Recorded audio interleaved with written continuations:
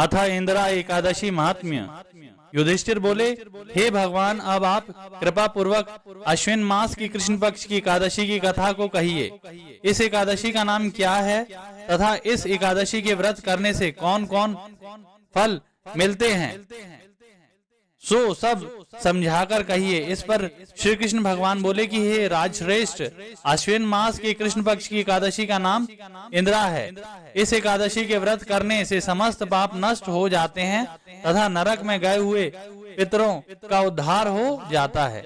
हे राजन, इस एकादशी की कथा को सुनने मात्र से ही वाजपेयी यज्ञ का फल मिलता है। प्राचीन सतयुग में माहिष्मती नाम की नगरी में इंद्रसेन नाम का प्रतापी राजा राज्य करता था। एक समय जबकि राजा अपनी राजसभा में सुख पूर्वक बैठा था, महर्षि नारद आकाश मार्ग से उतरकर वहां आए। महर्षि नारद बोले कि हे राजन, आपके राज्य में सब कुशल है। मैं आपकी धर्म परायणता देखकर अत्यंत प्रसन्न हूँ।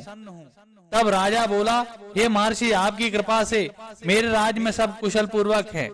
इस पर नारद जी बोले कि हे राजन, मुझे एक महान आश्चर्य हो रहा है कि एक समय जब मैं ब्रह्मलोक से यमलोक को गया था, तो उस जगह यमराज की सभा के मध्य में मैंने तुम्हारे पिताजी को बैठा देखा था। तुम्हारा पिता महान ज्ञानी, दानी तथा धर्मात्मा था।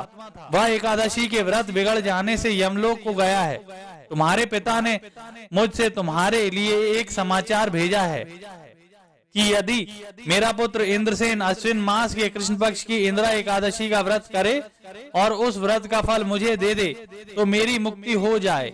इस लोक से छूटकर मैं स्वर्गलोक में वास करूं। जब राजा ने महर्षि नारद जी से ऐसे वाक्यों को सुना तो उसे महान दुख हुआ और इंदिरा एकादशी के व्रत की विधि पूछने लगा कि हे नारद, अब आप मुझे इस एकादशी के व्रत की विधि बतलाइए। इस पर नारद जी बोले कि हे राजन, अश्विन मास के कृष्ण पक्ष की दशमी के दिन प्रातः काल श्रद्धा सहित स्नान करना चाहिए। इसके पश्चात दोपहर को भी स्नान करना चाहिए। उस समय जल से निकलकर श्रद्धा पूर्वक पितरों का श्राद्ध करें और उस दिन एक समय भोजन करें और रात्रि को पृथ्वी पर शयन करें। इससे दूसरे दिन अर्थात एकादशी के दिन प्रातः काल दातुन करें और स्नान करें। उसके पश्चात भक्ति पूर्वक व्रत को धारण करें और कहना चाहिए कि मैं आज निराहार रहूंगा और समस्त भोगों को त्याग दूंगा।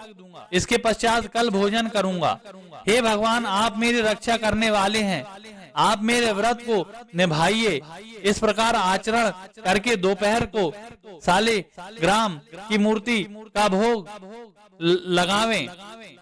भोजन में से कुछ हिस्से को गौ को दें और विष्णु भगवान की धूप दीप नैवेद्य आदि से पूजा करें और रात्रि को जागरण करें। इसके उपरांत द्वादशी के दिन मौन होकर बंधु बांधवों सहित भोजन करें। हे राजन, यही इंदिरा एकादशी के व्रत की विधि है। हे राजन, यदि तुम आलस्य रहित होकर इस एकादशी के व्रत को करोगे तो तुम्हारे पिताजी अवश्य ही स्वर्ग को जाएंगे। महर्षि नारद राजा को जब उपदेश देकर अंतर्ध्यान हो गए तो राजा ने इंदिरा एकादशी के आने पर उसका विधि पूर्वक व्रत किया। बंधु बांधव सहित इस व्रत को करने से आकाश से पुष्पों की वर्षा हुई और राजा का पिता यमलोक से गरुड़ पर चढ़कर स्वर्ग को गया।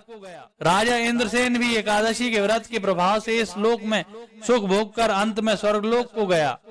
श्री कृष्ण भगवान कहने लगे कि हे धर्मराज युधिष्ठिर, यह मैंने तुम्हारे सामने इंदिरा एकादशी का महत्व वर्णन किया। इस कथा को पढ़ने व सुनने मात्र से ही समस्त पाप नष्ट हो जाते हैं और अंत में स्वर्गलोक में जाकर वास करता है।